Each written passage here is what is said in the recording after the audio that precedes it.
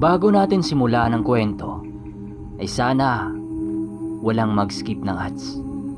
Maraming salamat sa patuloy niyong suporta sa ating channel upang hindi tayo mawawalan ng mga uploads. Simulan na natin ang kwento. Matapos naming mag-usap, dinala ko naman ang mga aswang papunta sa masukal ng aming baryo. Ipinakuha ko rin sa mga engkanto ang mga bangkay ng mga aswang sa paligid para walang makitang baka sa aming baryo ukol sa nagaganap na labanan. O siya, narito na tayo sa kagubatan. Ngayon sabihin mo, ang insaktong kinaroroonan ng inyong pugad. Hindi ko sasabihin. Sige. Ayaw mong sabihin Teka, makuha nga to. Sa palagay mo, anong gagawin ko sa hawak ko na to? Teka, ano yan? Garit ng mga kamatayan. Wag, sige magsasalita na ako. Pagdating natin sa baryo, sasabihin ko na. Pagsasalita ng aswang. Makalipas ang ilang mga minuto, nadapo na kami sa lugar na kilalang pugad ng mga manlalason. Alam na alam ko ang lugar na yon dahil putok sa aming baryo ang minsang pamiminsala ng mga manlalason. Magaman pala isipan para sa akin ang pagtungo namin doon, naging kampante naman ako sa itinturo sa hawak kong aswang. Siguraduhin mo lang na tama ang lugar na binabagtas mo. Hindi ko kayang patawarin ang anumang pagkakamali mo pag nagkataong niluloko mo ako, sabi ko sa aswang habang naglalakad kami ng dahan-dahan. Sa gilid ng baryo ng mga manlalason, paglabas namin doon, agad namang itinuro sa akin ng aswang ang bundok na halos purong kakahuyan na.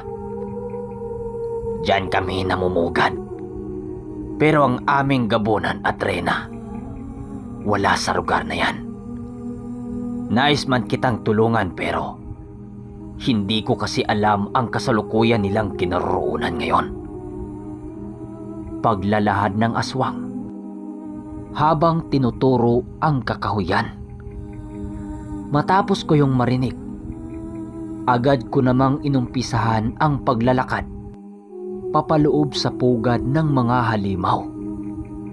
Sa kasagsagan ng aming pag-usad, ramdam na ramdam ko ang pagngisi ng nilalang na para bang kumpiyansa ito sa kanyang buhay. Hinayaan ko lang ito dahil alam ko sa aking sarili na hindi ko ito bubuhayin kahit anuman ang mangyayari. Maya-maya lang, bigla naman akong natigilan sa aking paglalakad nang maramdaman ko ang napakaraming aswang na nagmamasid sa bawat dahon ng niyog. Pagsilay ko sa taas ng bahagi ng aking kinaroroonan, doon bumungad sa akin ang malapaniking nilalang na nakasabit sa bawat dahon ng kahoy. Ilang segundo lang, kaagad akong napayuko nang makita ko ang ilang mga demonyong nasa liparan sa buong paligid. Naramdaman ko rin ang nagpupumiglas na aking biyag dahilan ng aking pagpasya na tapusin ang buhay nito. Nang makakawala ang aswang sa aking pagkahawak, napasigaw naman ito nang makita ang karit na dahan-dahang bumagsak sa kanyang katawan. Kisap mata din ang naging pagitan nang tumama ito sa katawan ng aswang na mabilisan nitong ikinamatay. Tapos ka ring demonyo ka. Aba, ang dami palang pamilya tong demonyong to ah. Ilabas ninyo ang pinuno ninyo. Nais ko siyang makausap. Huwag kayong mag-alala. Kapag hindi ko nagustuhan ang tabas ng kanyang dila, isusunod ko kayo sa kanya. Sigaw ko habang tinititigan ang napakaraming aswang na hindi mabilang. Matapos itong marinig ng mga nilalang, agad namang nagsisiliparan ang mga ito habang patuloy na umaangil. Nang maya-maya lang ay humarap sa akin ang isang napakagandang dilag habang nagsasalita ng, "Bakit, Ginoong Chris? Ano ang kailangan mo?" Wika nito habang patuloy akong inaakit. Hindi naman ako nagpatinag sa nilalang na iyon dahil alam ko sa aking sarili na isa itong patibong.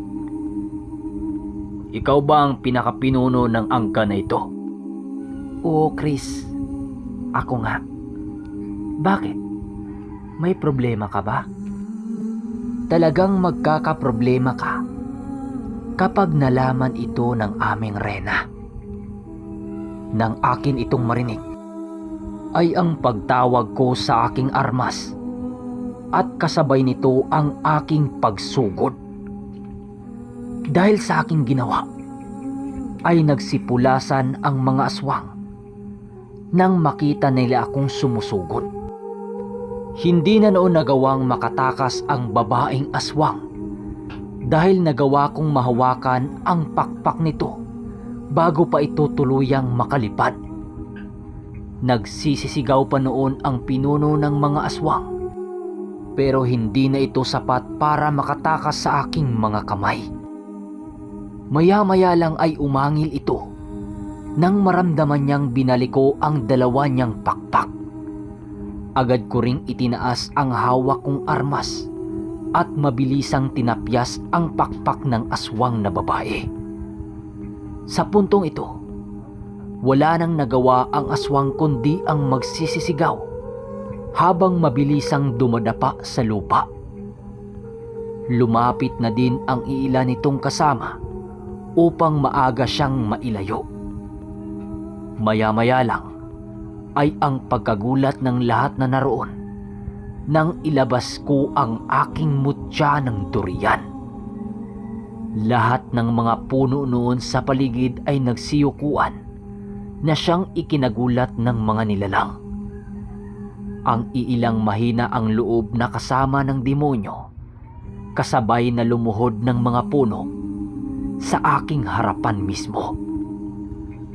Kahit ano pang gawin ng mga aswang upang gisingin ang kanilang mga kasama, hindi na nila ito nagawa pa, na para bang tuluyan ng nanakaw ang wisyo ng mga ito. Maya-maya lang, nanlaki ang mata ng aswang nang masipat nilang nag-iipon ako ng mga anino sa aking mga kamao. Matapos ko yung ihanda, ibinato ko ito sa anino ng mga balbal at kaagad pumulupot sa buo nitong katawan. Halos hindi na noon makapagpapumiglas ang pinunong aswang dahil sa pagkawala ng kanyang ulirat. Kung iyong sisipatin, para itong nabiktima ng isang dambuhalang sawa na napaslang sa pagkapulupot at nawala ng hininga.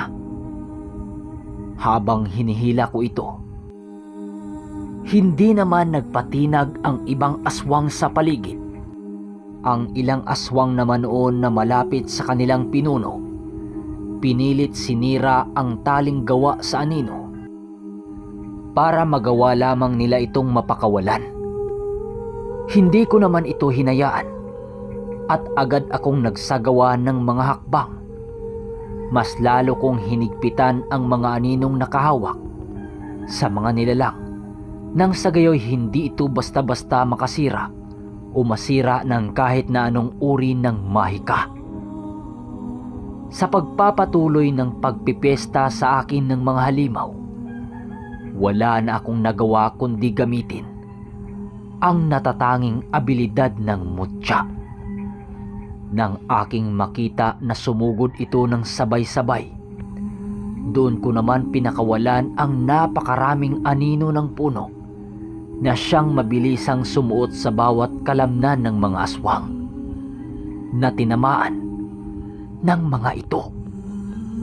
Pagbagsakan ng mga nilalang sa lupa, dahan-dahan ko nang nilapitan ang pinuno ng mga ito para kitila ng buhay.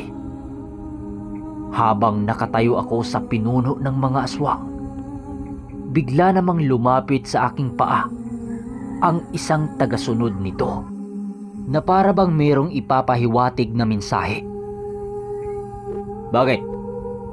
Anong kailangan mo?" tanong ko sa nilalang na ito. "Huwag mong patayin ang aming pinuno. Kung gusto mo, buhay na lang namin ang kunin mo. Nakahanda kaming mamatay kapalit ng kanyang buhay." Sagot nito. Nang akin itong marinig, mas lalong uminit ang aking dugo sa mga ito. "Wala akong ititirang buhay sa inyo. Kayo ang nagpakalat ng mga kasamaan at kamatayan." Kasabay ng aking pagwika ay ang paghataw sa kamay ng aswang.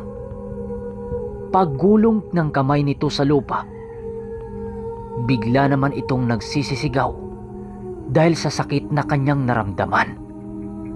Mabilis din itong gumapang papalayo sa pagbabaka sakaling magawa nitong makaligtas. Subalit pagdaan ng aswang sa isang lilim ng puno, bigla namang bumulagta ang aswang dahil sa pagkaparalisa ng kanyang buong katawan.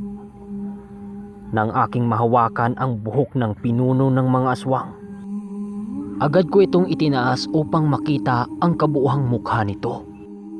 Sa pagpapatuloy ng aking pagmamasid sa nilalang, bigla ko na lang itong mabitawan nang makita ko ang mabilisang pagmulat ng mga mata nito. Pagbagsak nito sa lupa, agad naman itong lumundag papalapit sa aking kinaroroonan, habang walang tigil sa pagkalmot sa aking buong katawan. Nang makahanap ako ng pagkakataon para ibalibag ang aswang, agad ko naman itong ginawa ng walang bahid ng pagkaawa. Pagsilay ko ng tatayo pa ito, mabilisan ko namang hinataw ang aking karit sa likod nitong bahagi na siyang nagdulot ng kamatayan sa hari ng mga aswang.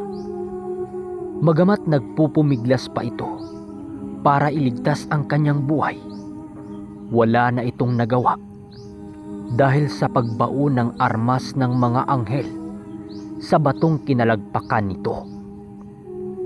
Ilang minuto pa ang lumipas, tuluyan ding namatay ang aswang.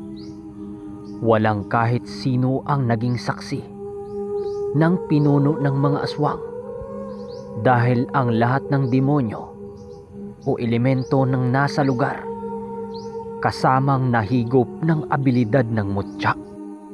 Matapos ang mga pangyayari, tuluyan na ngang bumalik ang katahimikan sa buong paligid. Hindi na muna ako umuwi dahil gusto kong makita ang pinakapugad ng mga demonyong aswang na aking napaslang. Bago ko tuluyang iniwan ang paligid, sinigurado kong nahigop na lahat ng puno ang bangkay upang hindi umalingasaw ang baho ng mga ito. Nang mapagtanto kong wala ng bakas ang mga aswang, pinili kong ipagpatuloy ang aking pagbabagta sa daan papunta sa tuktok ng bundok. Yon ang unang bisis ng aking pag-akyat, pero hindi ako nababahala dahil sa alam kong merong gagabay sa akin sa misyong aking ginagawa. Sa pagpapatuloy ng aking pag-akyat, napakarami na akong nakita na kakaibang bagay sa paligid. At sa pagpapatuloy ng kwento ay ang muling magaganap ng pagtipon-tipon ng mga antengerong mananabong na magtatagisan ng kanilang mga karga sa manok. Okay mga kaermitanyo, hanggang dito na muna ang ating kwento. Shoutout sa mga sabongerong nakikinig sa Cebu City o sa Davao, maging sa Negros Oriental. At meron din akong mga viewers dyan sa Maynila, sa Pasig, Cavite. Shoutout sa inyo. Hindi ko muna mabasa yung mga pangalan nyo. Baka sa next part. Hanggang dito na lang. Maraming salamat.